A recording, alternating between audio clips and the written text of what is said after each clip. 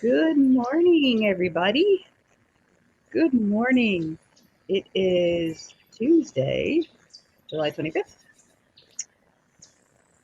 We are in the last weekish of July. Good morning, Mary. Happy Tuesday. The week is moving on. Man, yesterday was a long day. It already seems like it should be Wednesday or Thursday, but that's okay. We take it a day at a time. Thank you. Yes, I'm very excited. This is just my second week, and I'm very, very grateful. Welcome to my channel, Bookeemonsters. If you're new, good morning. If you are tuning in later, good day. Uh, I appreciate you coming and seeing us this early in the morning. Um, Let me switch over to this tab. Um, I'm still currently reading A Dream of Death, and I am at 45%. Um, I'm liking it. It is set in Scotland. Um, we're kind of lagging in the middle here, but I'm hoping it will pick up from there. But I haven't given up on it. I'm still liking it. Um,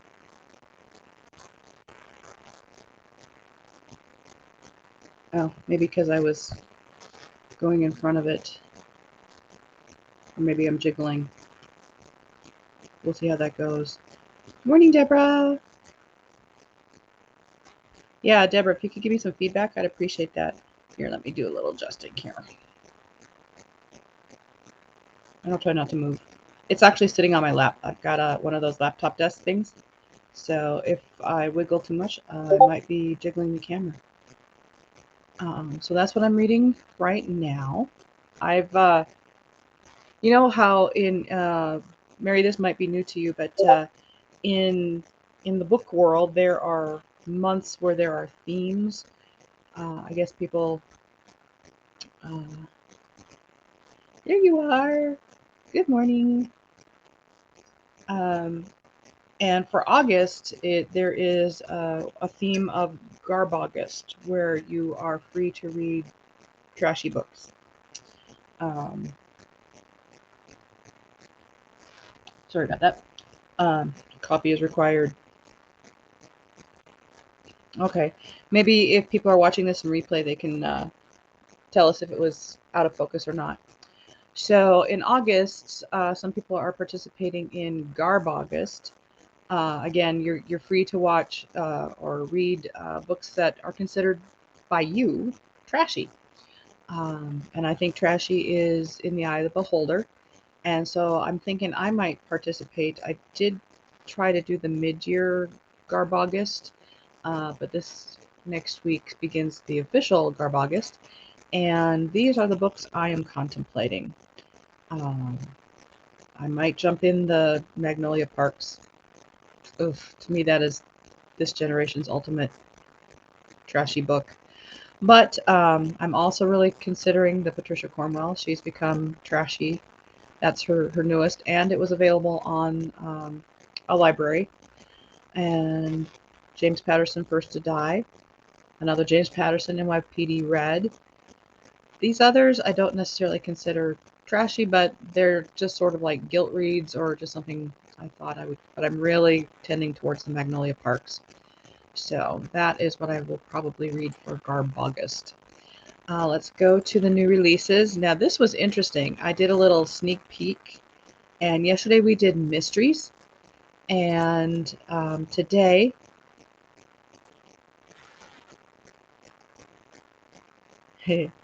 okay, we'll see in a minute.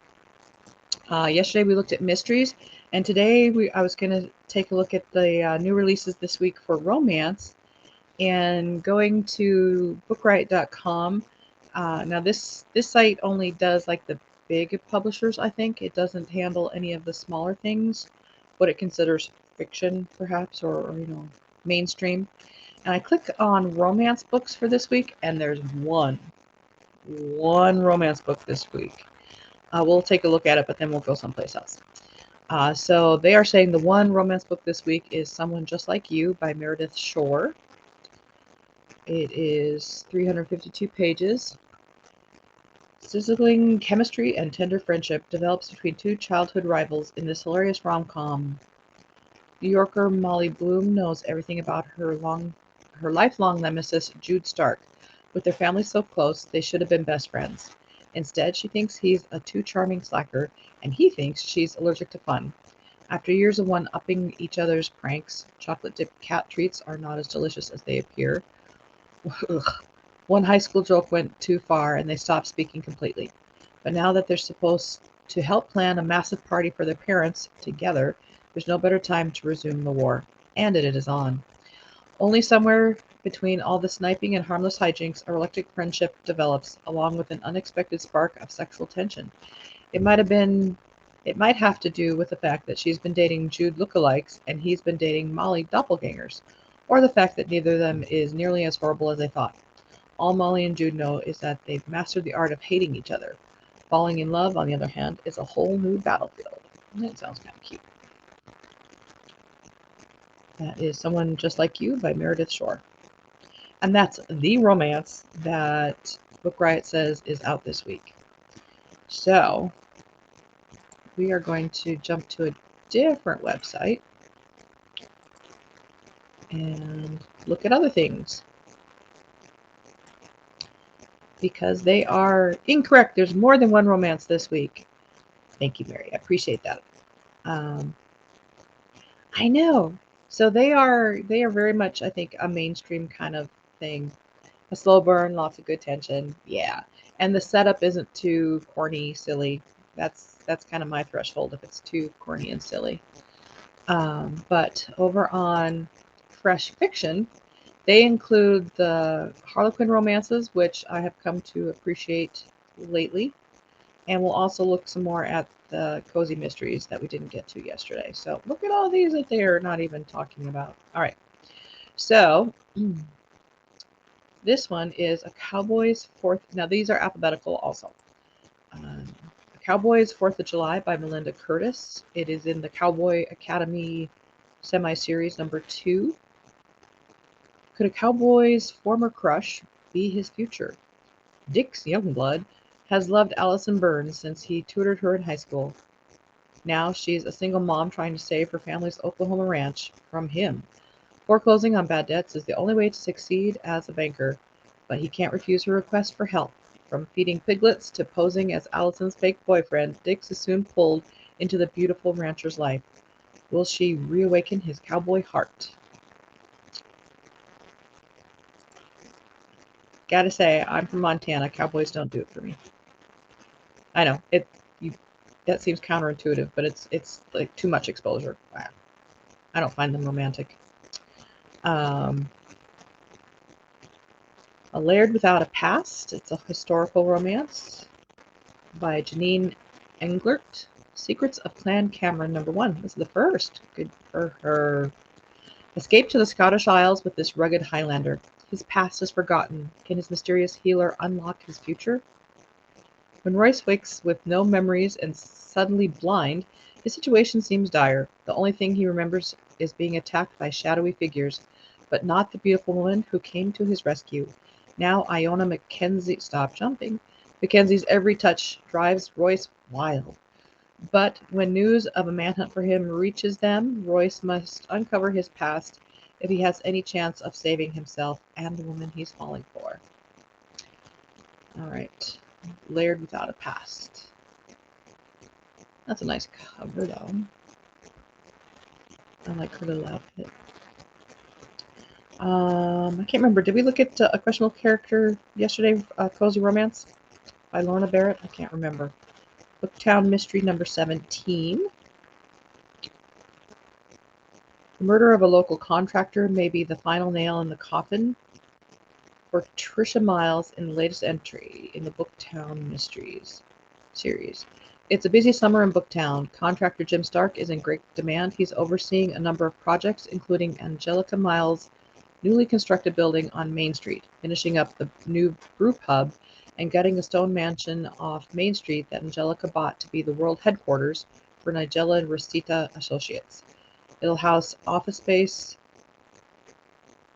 where her marketing staff and the rest of the NR Associates clerical personnel will work. Trisha Miles and Angelica arrive at the mansion before their workday to see how the construction is going.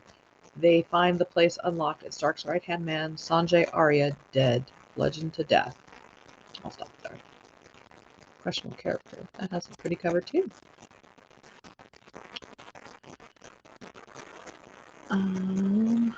Another romance, Allie and the Rebel Doc. That's a medical romance. That's also a very big subcategory.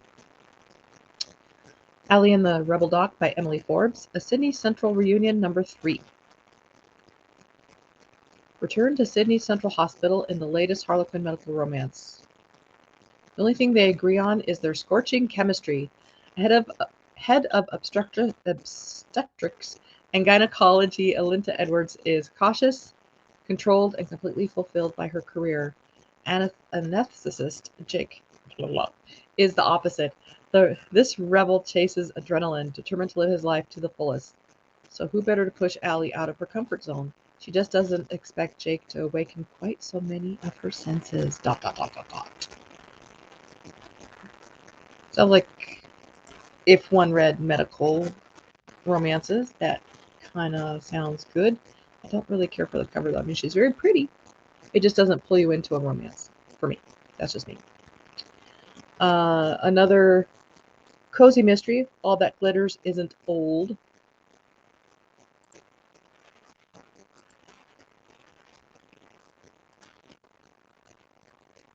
Oh, heck yeah. Checking in on comments here. Deborah says, Harlequin romances got me through law school. Oh man, I read Love Swept back in the 80s like candy. Oh my gosh. And back in college, I worked in a bookstore. And this was back in the 80s, so there was no internet, no anything like that.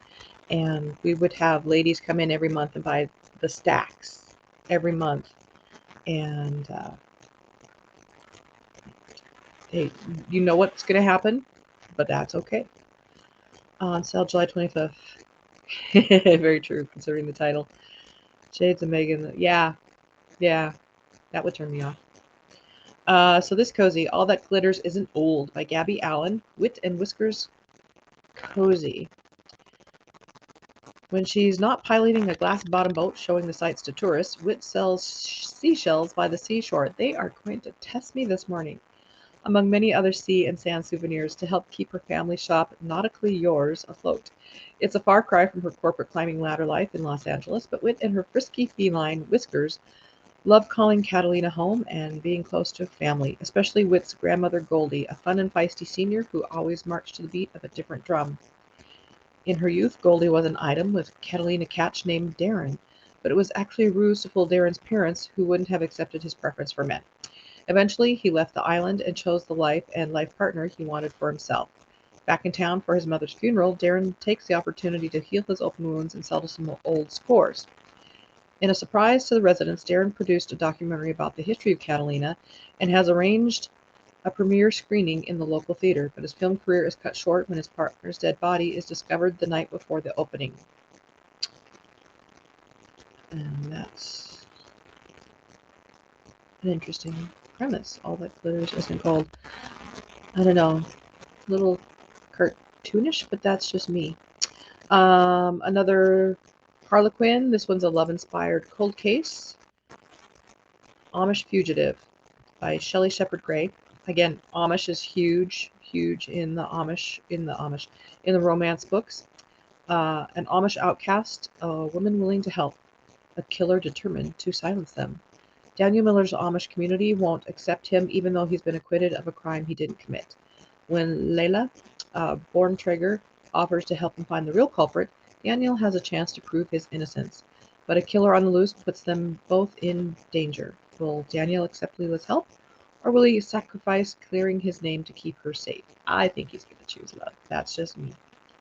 Definitely one to put on the bookshelf for Amish in April.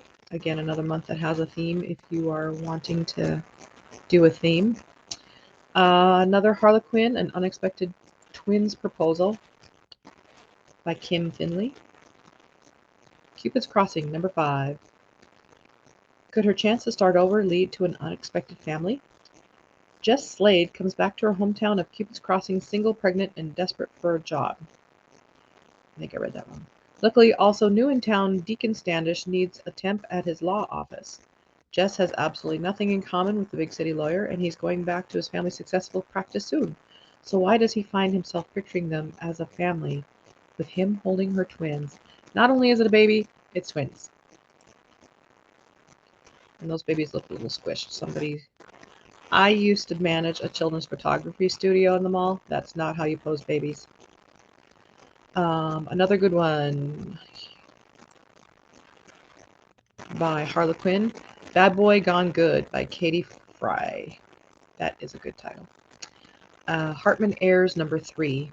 A Sexy Opposites Attract Western Romance. Mix a bad boy who wants to fix his reputation and a good girl who can't resist her brother's best friend, and you get Katie Frey's newest romance. When a reformed bad boy meets a consummate good girl. Despite his millions, August Quaid still hasn't shaken his reputation as the bad boy of Bozeman. Bozeman? This is set in Montana. Even though he's learning the ranching business from the wealthy Hartman family. But with the return of Hartman twin Evie, all of August's good intentions are going to hell. His best friend's little sister is now a stunning, too tempting Hollywood actress looking to lose her virginity to him. An innocent game has taken a wicked turn. August has 2 truths. He wants Evie, and she definitely wants him. And his lie, that he can't resist her, ... Well, I would look at that just because it's set in Bozeman. That's just an hour and a half away from here. And it's kind of a nice cover, although they're kind of standing close to the fire for such a long dress. But that's me.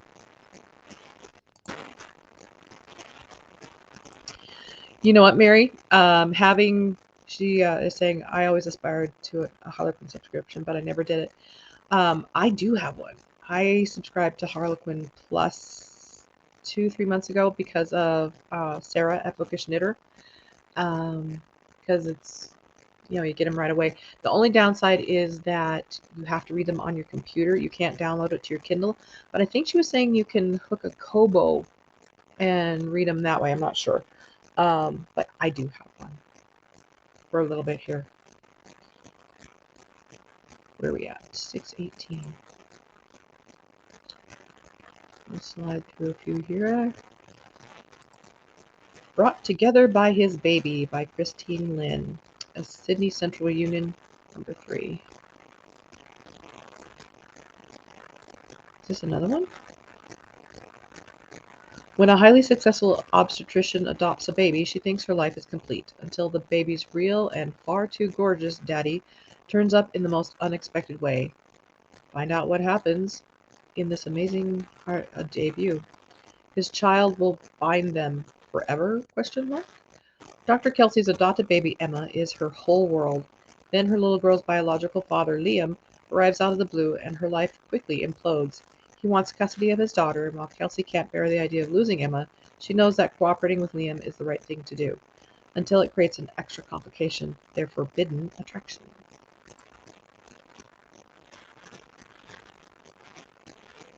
Another Harlequin. This one's a cold case. I love cold cases. This is in the Love Inspired also, so it's more faith-based. By Susan Gihino, maybe? Uncovering the past can be deadly. When a body is found buried in the garden of a vacant house, acting police chief Carolee Patterson finds herself investigating a murder that happened 30 years ago. The new property owner, ex-con Will Vivenners, refuses to cooperate, but when old secrets are unearthed, Carolee and Will must trust each other to catch a killer who will stop at nothing to keep the truth from coming out. And it's kind of a bland kind of cover there, but that does intrigue me. A, I love mysteries. B, I love cold cases. And this will have a touch of romance, of course, and I kind of like the faith-based. They're not bad. Thriller, women's fiction, Rayanne Chain. She's kind of romance-ish, and I don't think she was in the other page.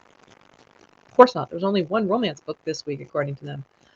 Current Creek Valley by Rayanne Thane. 320 pages. A single dad is determined to persuade the prickly one of his dreams that they can be more than a fling in this heartwarming romance. Alexandra McKnight prefers a life of long workadays and short-term relationships, and she's found it in Hope's Crossing. She's just been offered her dream job of an exclusive new restaurant being built in town. But when it comes to designing the kitchen, Alex finds herself getting up close and personal with construction foreman Sam Delgado. At first glance, Sam seems perfect for Alex. He's big, tough, gorgeous, and only in town for a few weeks. But when Sam suddenly moves into a house down the road, Alex suspects that the devoted single father of a 6-year-old boy wants more from her than she's willing to give. Now it's up to Sam to help Alex see that no matter what happened in her past, together they can build something more meaningful in Hope's Crossing. You know, you can't have just a romance. You have to throw in children and secret babies, and he's a billionaire and stuff like that. See, now this is an example of what this site does. It's not necessarily new releases. This one is probably just coming out in paperback. I know that one's been out for a while.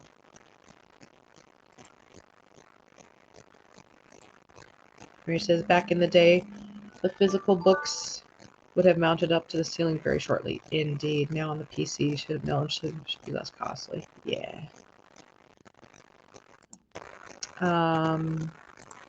Another romance. This one's by B.J. Daniels. Very westerny. Dark Side of the River. Grudges run deep between two ranch families, and so do secrets. There's no avoiding anyone in Powder River's small community, not even a bitter rival. For years, Cooper McKenna has been thrown together with Tilly Stafford, competing against her at summer rodeos. With all the bad blood between their families, he never imagined they'd be forced to work together. Then Tilly's younger sister is shot, and Cooper comes under suspicion. Determined to get answers, they reluctantly team up, animosity turning to something far more heated and no less dangerous, because someone is watching with a lot to hide and every reason to kill again. Not horrible. Cozy. Death of a Clam Digger by Lee Hollis. Haley Powell, a small-town food and wine columnist turned sleuth, finds herself caught between a deadly rivalry between seafood clans. Food and cocktails columnist Haley Powell usually reserves judgment for local cuisine, not the people who serve it. But staying neutral isn't so easy when caught between the biggest seafood rivals in town, her BFF Mona Barnes and the successful Layton clan. Adding to a bitter decades-old surf-turf war between family businesses, a modern Romeo and Juliet story unfolds as Mona's son gets engaged to the daughter of her sworn enemy. Spiteful patriarch Lonnie Layton is also steamed about the arrangement, enough to go to dangerous lengths to break it up, at least until he's discovered face down and dead in the clam flats. Death of a Clam Digger. Alrighty. My little alarm went off, which means that we have to start winding up here. We'll go back to that tomorrow. I want to thank everybody for showing up today. I hope you get some good reading in. Hopefully you check out some of these books. Tomorrow we'll probably look at some fantasy, sci-fi, and then go back to that cozies and romance, if they also only have one release this week, according to the other website. That's what I love. There's so much new stuff. That's why we're like sharks. You got to keep looking at what's out there every week, because there could be something that you're interested in. But I appreciate everybody showing up this morning. I hope you have a beautiful day. Hope you get some reading in. And remember, you don't get good person points by reading something you're not liking. Be sure to, speaking of liking, hit the like button if you like this. Hit subscribe if you'd like to find out if we are doing other things like sprints. I am officially doing a sprint tomorrow night, Wednesday at 6 p.m. But I'm thinking of also doing one this evening at 6 p.m. So I'll put it up as soon as I'm figuring out if I can fit one in. because this week is a 1,000-page challenge put on by Sarah at Bookish Knitter, and it helps to hit that number or whatever number you're aiming for to have some dedicated reading time. Otherwise, we'll be here again tomorrow morning at 6 a.m. And again, we'll talk about the new books this week. I know it goes by so fast, Mary. This time goes by fast. Almost done with Personal Librarian. Awesome. Haven't picked out the new one yet. Have a great day and hope to see you soon on Thunder Horse Descendant. Both of you. Yes, we'll see you in about 90 minutes. I got to go get our guys. Our guys are going on a job while it's cool during the morning, a little early. So I got to go get the shop open up. You have a beautiful day, Deborah, and I'll see you guys later. Bye bye.